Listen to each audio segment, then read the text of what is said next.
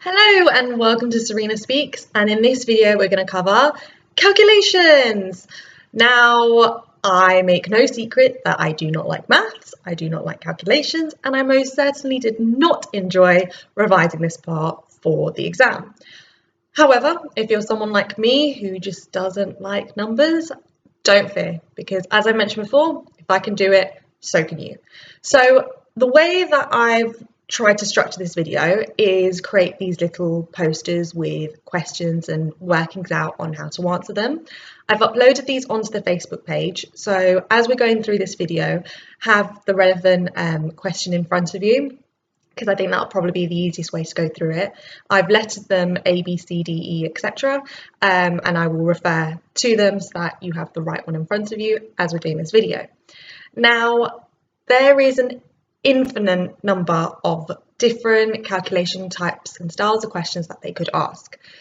But what I've tried to do is try and use the ones that creep up a bit more and try and show you a way of working it out. Now, the way that I've worked it out isn't necessarily the only way to work it out, but it's the way that I've done it and it's the way that I found it most easiest. So hopefully you will too.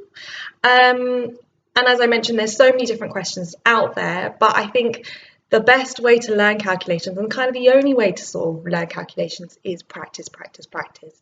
Get your hand on as many calculation questions as you can. Try different styles of working out, try different, just as many different styles of questions that you can, really. I can't stress that point enough, because even though most certainly the numbers will be different, the working out and the way to do it could potentially be the same. So without further ado, let's start. Okay, so it's so important to understand the different definitions and terminology that they use in a question, because that can affect our overall answer. We really need to understand our question. Hopefully you can see this clearly. If not, go onto the Facebook page, look under the folder entitled calculations and look at image A. This is image A. So what do I mean by definitions? Well, a really typical example is that they could say, I've got one part of X and I've got 4 parts of Y. How many parts in total do I have? Or at least it will be, you have to use that figure for later on in the question.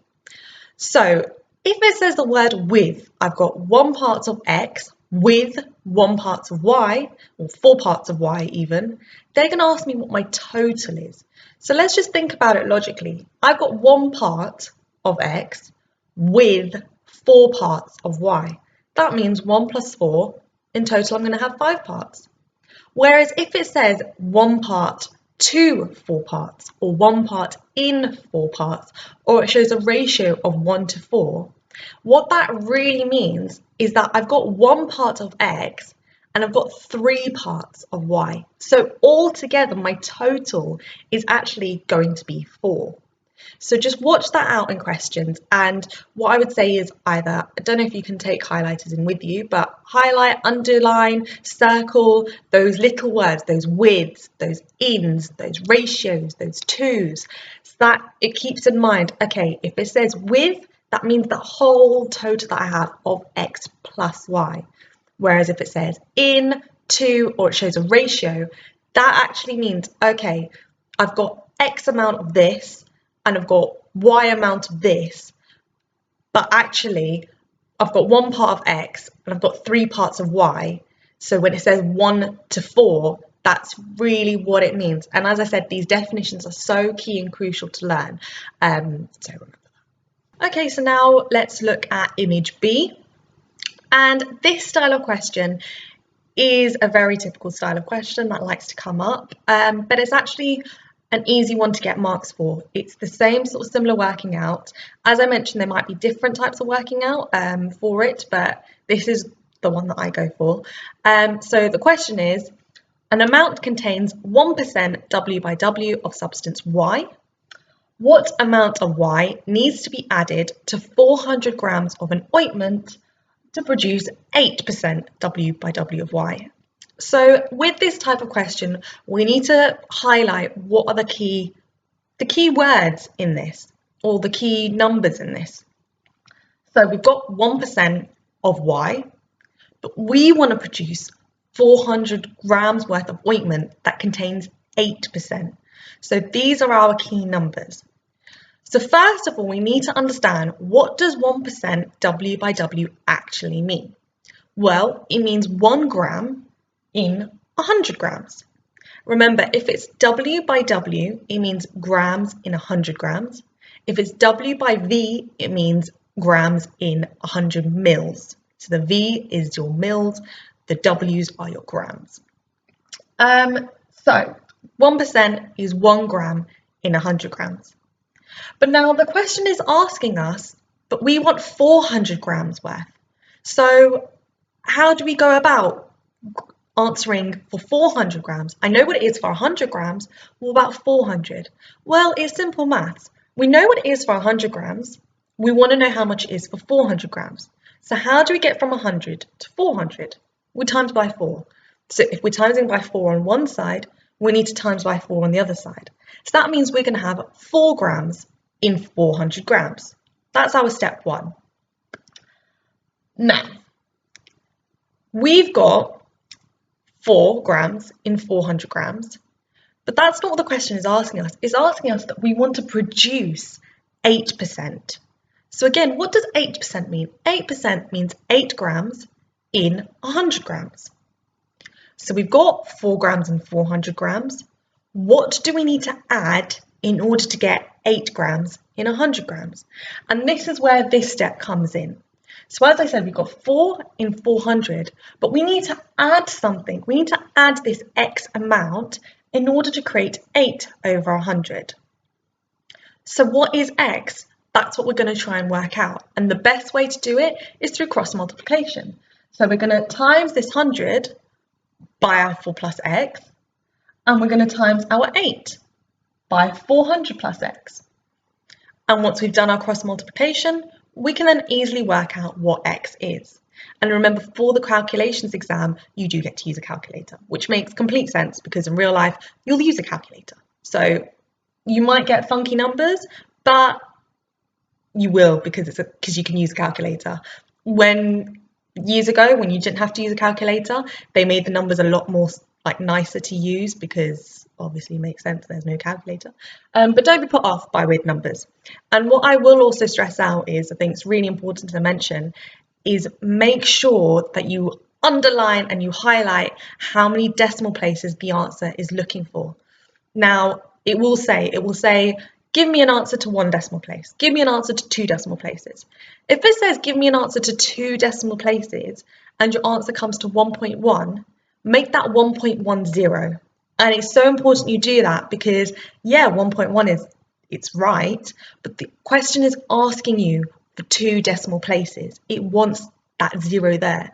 And you'll get the answer marked as wrong if you don't do it to the correct number of decimal places. So don't let it be that you've done your working out right, your answer is right, but because you haven't done it to the correct amount of decimal places, you don't get the mark for it. So keep that in mind. So yeah, that's that kind of question. And actually, the more styles of questions that you see, just think when it says you've got something and it needs to be added to 400 grams. Added is the other real key word in this question. If you need to add something to it, that's when we're going to use this cross multiplication over here. Hopefully that makes a little bit more sense now. Let's move on to image C. So again, this is a really typical question that they could ask, and I've demonstrated 2 different methods that can be used to work out this kind of question. So, what strength, W by V, of substance K solution should you prepare such that when 10 mils is diluted to 1 litre, it gives a 1 in 5,000 solution? So again, when you read a question first and foremost, it can be a bit like, ooh, because there's so many numbers to be working with. But let's take a step back. Let's see what the key points are in this question. Well, what substance of W by V? So what strength, W by V. So we know that our answer is going to be in W by V. What does W by V mean? It means grams in 100 mils. That's one real key point. We know that it's a dilution question because it's used the word diluted. and we're diluting 10 mils to 1 litre. And what answer we want to get is that it gives in a 1 in 5,000 solution. Now, when you're doing these styles of questions, it's really important that we keep all the units the same, because that just makes it much easier to work out. So let's start off with method 1. So, I can tell that's really small, you really probably can't read that. My apologies. But like I said, just get the image from the Facebook page. So method 1. So I've got 10 mils, that's what they've told us. We've got 10 mils of a substance, and I'm going to dilute that down to 1 litre. So think of orange squash. I've got 10 mils of orange squash. I want to dilute it down to 1 litre. What's 1 litre? It's 1,000 mils. So 10 mils, dilute it all the way down to 1,000 mils. How many times greater is that? Well, 1,000 divided by 10, it's 100 times greater. Great, let's park that for a moment. Now the second part is asking us that we want to create our answer in a 1 in 5,000 solution. And with this kind of question and with this particular method, it helps to work backwards. So it's already told us that the answer that we want, what we want, is going to give us a 1 in 5,000 solution. But how are we going to get to that 1 in 5,000 solution? Think of it as we're working backwards. That's what the answer is. How are we going to get to that answer? Well, we knew that when we had 10 mils and we diluted it down to 1,000 mils, we had to times by 100. Now I've got this 1 in 5,000 solution. How am I going to work out what it is on this line? Well, I'm going to actually divide by 100 in this case, because I want to see what my original answer, or how I got to this final answer. So I've got my 1 in 5,000, I'm going to divide it by 100, and what I get is 50. Great. So I've got 1 in 5,000, and now I've got this figure of 50. Let's think about orange squash again. Say I put a spoonful of orange squash in X amount of water. Let's say in this case in 500 mils or even 5,000 mils of water. I put a spoonful of orange squash. Even if I somehow compress that all down into 50 mils, the fact is going to stay the same. I'm still going to have a spoonful of squash in there. In the same respect, if I had 50 mils and I put 1 spoonful of orange squash in there, even if I dilute it with so much water, the fact remains the same, that I'm still only ever going to have that 1 spoonful of orange squash in there. Because I didn't add any more orange squash, you didn't add any more orange squash, so there's only ever going to be 1 teaspoon of orange squash. So in the same respect, if I have 1 spoonful of orange squash in 5,000 mils, I'm going to have 1 spoonful of orange squash in 50 mils. And that's our answer. But is it? Because the question, theoretically, that is our answer, 1 in 50. But remember, the question is asked, what is the strength in W by V? What is W by V? Grams in 100 mils. I know what it is in 50 mils. So it's simple. You've got 1 in 50. I want to get it to 100 mils. What do? I times by 2. What you do to one side, you do to the other side. Therefore, I'm going to times that by 2. And I get my answer of 2%. So can you see that the question is telling you how they want you to answer the question, what units they want you to use for the question. So even though 1 in 50, yeah, technically that answer is right, that's not the answer, the style of the answer that they want you to give. They want you to give it in W by V. Therefore, this last step is so important to remember. So that's method 1. But there is another method to working it out. So again, we're going to work backwards. So I've got my 1 in 5,000, and I want to work out how much I'm going to have in 1,000. Because remember, the question says what strength of substance K should be prepared such that when 10 mils is diluted to 1,000 mils, it gives a 1 in 5,000 solution. So I have a 1 in 5,000 solution. How much am I going to need in 1,000 mils? Well, in this case, you can't use the orange squash analogy because we're looking at 2 separate things here. Whereas over here, we had 5,000 mils and we wanted to see how much we had in 50 mils. In this situation, we can't use the orange squash analogy. In this situation, we have 1 in 5,000 mils. We now want to see That's 1 in 5,000 mils of our diluted or preparation mixed all nicely together. But I want to know of my original substance, how many grams are going to be in 1,000 mils. So for method 2, we have 1 in 5,000. How much am I going to need in 1,000 mils? Because that's what we want. We want 1 litre. Well, what we do to one side, so we divide it by 5, we do to the other side. So we do 1 divided by 5, we get 0.2 grams. And because we've got 0.2 grams in 1,000 mils, and we want to, which is our 1 litre, and we want to see how much we have in 10 mils, here we can use the orange squash analogy, because I've put 1 spoon of orange squash in 1,000 mils. Even if I concentrate that down to 10 mils, I'm still only ever going to have that 1 spoonful in there.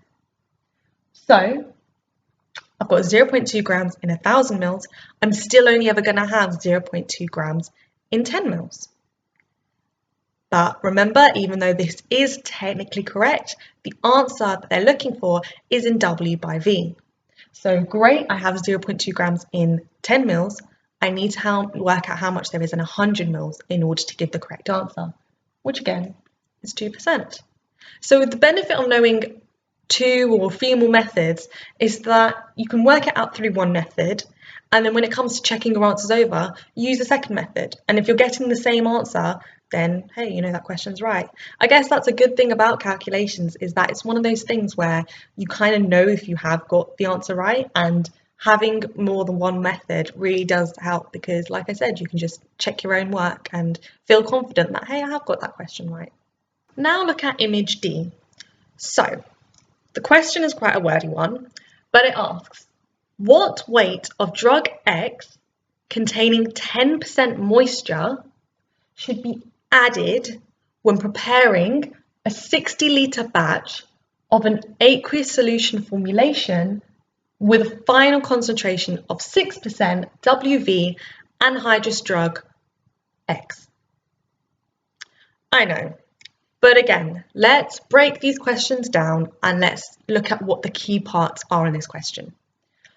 So we know that we have this drug X has 10% moisture. Moisture, that's a really key word in this question. How much should be added? Whenever you see the word added, highlight it, underline it, because that's clearly going to be a key thing. How much needs to be added? When we're preparing 60 litres of a batch of an aqueous solution formulation, and our final concentration that we have is 6% of our anhydrous drug. Okay, what does anhydrous mean? Anhydrous means, in layman's terms, without water.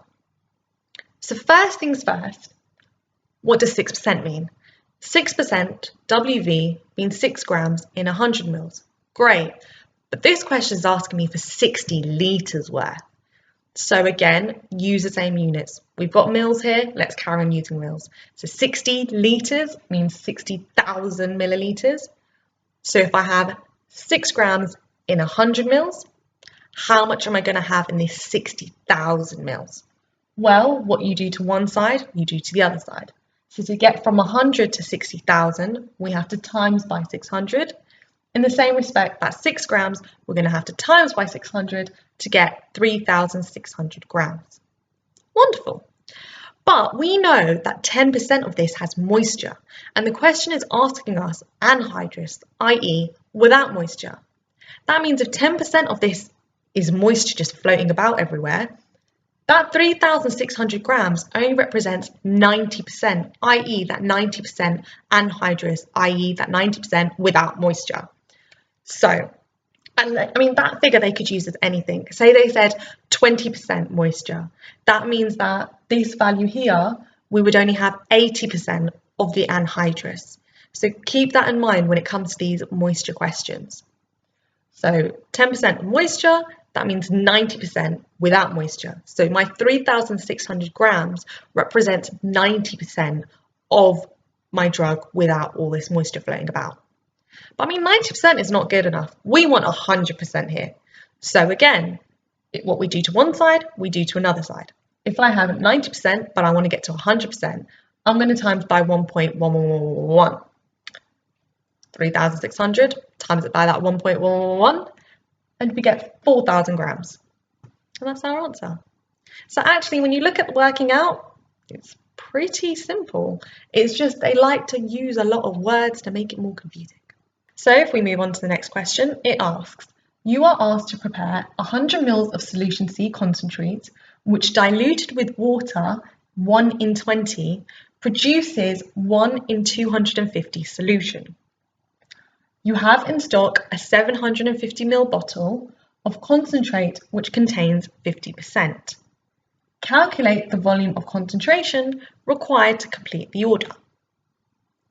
Well, there's a lot of numbers in there, there's a lot of words in there.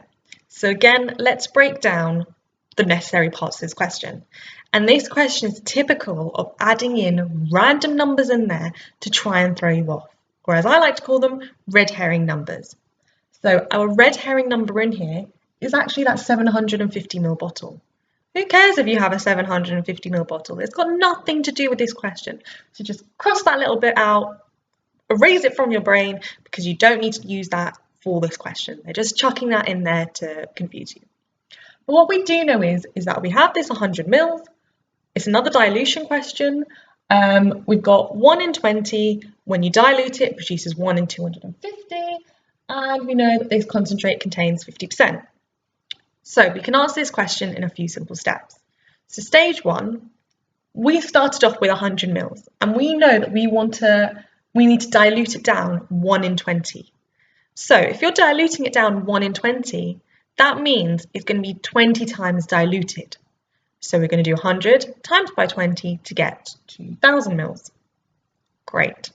Now, but we know now, so we're going to park that for a moment, we want to produce 1 in 250 ml. Okay, but what I have is 2,000 ml. So it's simple division. If I have 1 in 250, I have 1 in 250, I want to work out how much there is in 2,000. What you do to one side, you do to the other side. So in this case, it'd be 8 grams. Now, I've added in this little step just so that I think you can visually then see what's going on and try to visually understand it. And it goes back to the orange squash analogy, in that if I have 8 grams in 2,000 ml, I'm still going to only have 8 grams in 100 ml, because no matter how much water I add or I subtract, whatever, I've only put that spoonful of orange squash in. So if I've only put 8 grams in 2,000 ml, even when I have 100 ml, I'm still only going to have 8 grams. In the same respect, if the question asked you to prepare 200 ml, again, I have 8 grams in 2,000 ml, I'm only going to have 8 grams in 200 ml. So that's where the orange squash analogy lies within this question. And going back to the question, that's not where our answer ends, because we know that it contains 50%. It contains concentrate of 50%. What does 50% mean? It means 50 grams in 100. And the questions asked us to work out a volume. At the moment, I don't have a volume. I have 8 grams, which is my weight. I need to work out what that volume is. Well, if I know that I've got 50 grams in 100 ml, how much am I going to have in 8 grams? Again, what you do to one side, you do to the other side. And the answer comes to 16 ml. And that's our answer. So with questions like these, the main thing I would say is just beware of those little niggling extra little numbers that they put in there to try and put you off. So let's move on to questions to do with suppositories. And actually, suppository questions are quite easy, because so long as you know the equation, you'll be able to work out the answer. But there's different types of suppository questions they could ask. They could ask it to do with theobroma oil, glycogelatin, or if there's more than 2 active ingredients. Now, with all these suppository questions, there's 4 key pieces of information they're going to give. They're going to ask us they're going to give us a total of how many suppositories they want us to create. So for example, 10 suppositories. They're going to give us some form of active ingredient, drug X, drug Y, and they'll give us the value of that. They'll also give us the value of how much theobroma oil is going to be used, or how much glycogelatin is going to be used. And they'll give us our displacement value. So our total would be how many suppositories we're using, so i.e. 10 suppositories. Our active ingredient that they're going to give us, that drug X, that drug Y. and the displacement value, and literally just plug in the numbers. And what we're minusing that from is, again, our total, so our 10 suppositories, and our weight refers to that theobromine oil or that glycogelatin. Now, if it's theobromine oil, it tends to be 1 gram. If it's glycogelatin, it tends to be 2 grams. But they'll mention in there theobromine oil, glycogelatin. And like I said, you literally plug in the numbers. Easy peasy. But when it comes to glycogelatin, we have to keep in mind that 1 gram of theobromine oil is equivalent to 1.2 grams of glycogelatin. So with that in mind, our value that we're going to get, we're going to have to times that by 1.2. So if you see a suppository question, underline whether it says, we are using theobromine oil or we are using glycogelatin. And if it's glycogelatin, alarm bells. That means our final answer, we're going to have to times by 1.2. These equations, they won't give in the exam, so practice using them now so that if they do give a question in the exam, you'll know how to use it. And what about if they ask for more than 2 active ingredients? So they could say, I've got 10 grams of suppositories, I want it to contain this much amount of drug X and this much amount of drug Y. Well, don't let that throw you off, because all we simply do is, this step, we do twice. So say it was drug X, we again do our total, so our 10, times by the amount of drug X that they've given us, divided by the displacement value. And what we do is we give our total, so our 10 suppositories, times by our active ingredient of drug Y, and divide that by the displacement value. And what we do is, because we have 2 active ingredients, we have our drug X and drug Y, we're going to add them together. And we're going to minus this from, again, our total, so our 10 suppositories, times by our weight. So if it's theobromine oil, chances are it'll be 1 gram. And that's it. Let's move on to quite what I call a chunky monkey question, which has a lot of different parts to it. So we have this question. So iron tablets, patient's taking iron tablets, they've been taking 200 milligrams 2 a day. Okay. The oral bioavailability is 70%, but now this patient is having trouble swallowing, so they're going to need an elixir. And they've told us that the bioavailability of the elixir is 90%. And they've said that it needs to be given twice a day. So the elixir, 190 milligrams, they've told us is equivalent to 27.5 milligrams per 5 ml. We need to calculate the dose of the elixir to the nearest 5 ml. And what they've also mentioned to us is that 200 milligram tablets is equivalent to 65 milligrams of elemental iron. So what do we do first? We need to highlight what the key points are here. So they told us our bioavailabilities. They told us that as a tablet form, they've been taking 2 a day. They've told us that this elixir needs to be given twice a day. And then they've given us the equivalent. So the elixir, 190 milligrams, is equivalent to 27.5 milligrams per 5 ml. And we need to give our answer to the nearest 5 ml. So first things first, with this patient is taking these tablets 2 a day. And they've said to us that, yes, it's 200 milligram tablets, but actually that's equivalent to 65 milligrams of elemental iron. So that's a really key point. So that's 65 milligrams, they're taking 2 a day. So they're going to do 65 times by 2, we get 130 milligrams. That's step 1. Now step 2 is a formula you need to know, and you literally just plug values into the formula. So we have bioavailabilities. We have our bioavailability of our tablets, and we have the bioavailability of our elixir. So of our tablets, let's call that FT. F because usually F represents bioavailability, not always, but majority of the time it does, and T for tablets. And we know that is 0.7. So we're using it as decimals now, not as percentages. With 70%, but 0.7.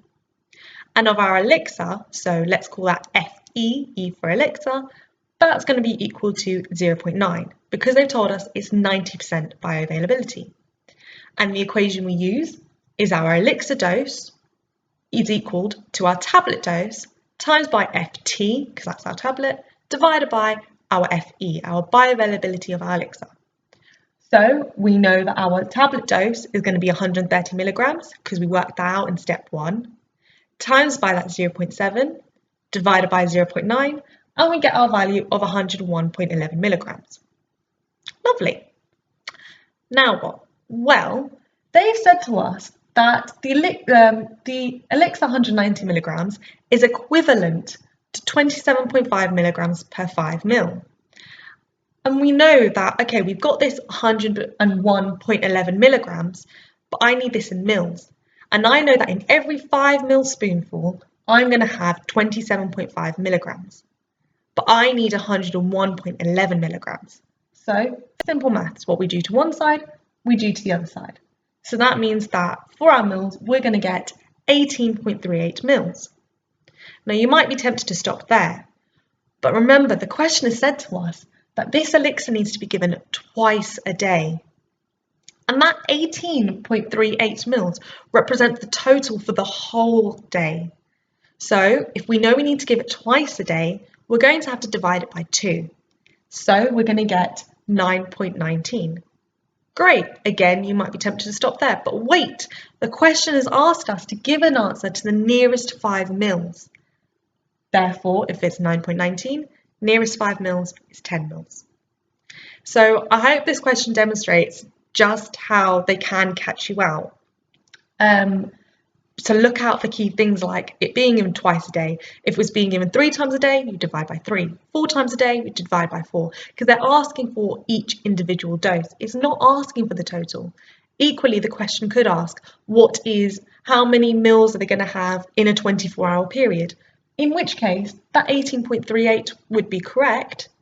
But at the same time, we would need to still give it to the nearest 5 mils, which would give the answer to 20 mils. So just watch out for little traps, that's the word, little traps like that. And finally, on to question H. So this one is saying that a patient needs 50 milligrams of drug L, but is only available as a 225 milligram tablet. Now I'm going to pause there because even that sentence is quite a bit to digest.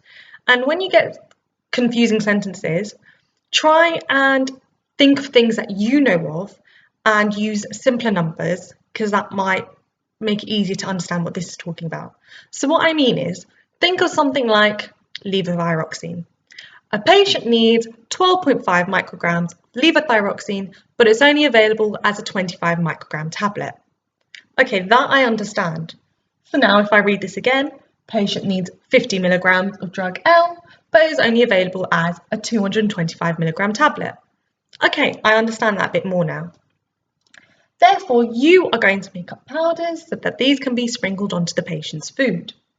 You calculate you'll need 10 powders, each weighing 450 milligrams and containing 50 milligrams of drug L.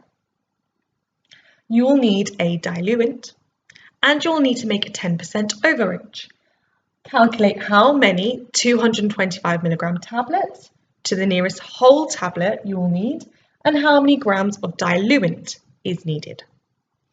Right, there's a lot of information there, but let's start at the beginning. So, of that, we know that we need to make 10 powders. And when it's powders, it's very easily in the process of creating them, that some of the powders are going to get lost somewhere. Either it's going to adhere to the utensils you are using, the apparatus you are using, maybe it might float in the air. So that's why we need to create an overage to keep all that in mind. And in this case, we need a 10% overage. So whilst I have 10 powders, I need 10 powders plus that 10% overage. What's 10% of 10? It's 1. 1 plus 10 powders makes 11 powders. So now I'm working with 11 powders because that's going to take into mind that 10% overage.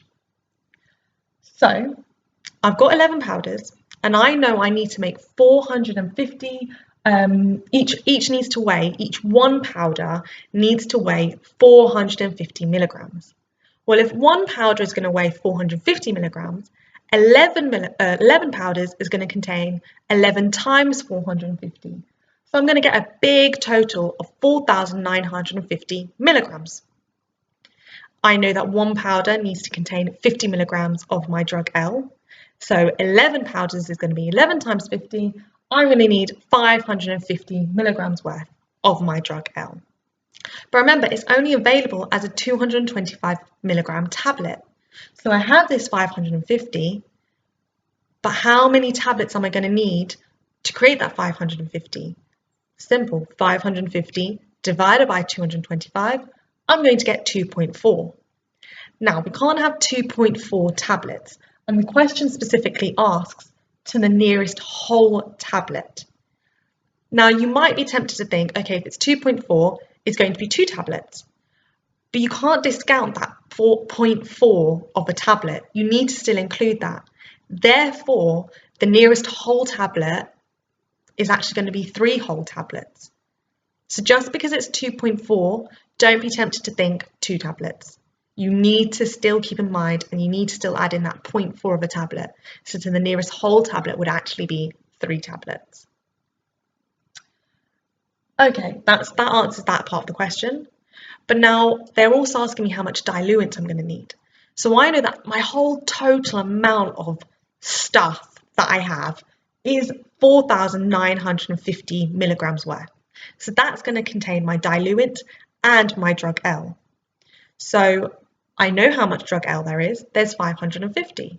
So simply 4,950, my big total, minus that 550, my drug L, is going to give me how much diluent I need, which in this case is 4,400 milligrams. Great, that's correct. Well, no, actually it isn't, because the question has asked us to give the answer in grams. Therefore, the answer is 4.4 grams of diluent. So actually, when you break it down like that, it's not really that hard. And if you can work out, if you understand this method, whenever they give you a style of question like this, just go by this method and you'll get the answer right. So that concludes the calculations video. As I mentioned before, at the beginning of this video, there are so many different styles and types of questions that they could potentially ask for calculations. And the more familiar you become with them, the better position that will put you in. And one of the biggest pieces of advice I can give is when you're in the exam, firstly, read the question carefully. Don't rush it. Read it carefully. Take your time with it. Obviously, don't be too relaxed because you're under time conditions, but don't rush over because you might end up missing those key words and those key numbers that are in there. And make sure to highlight those keywords: added, moisture, anhydrous, suppositories, because that will all help and benefit so much. And if you can, try and identify what those red herring numbers are, those numbers that they just like to chuck in there to just mix things up a bit, which you won't end up needing or using. But if you can identify what those red herrings are, then it'll make the question paper so much smoother for you.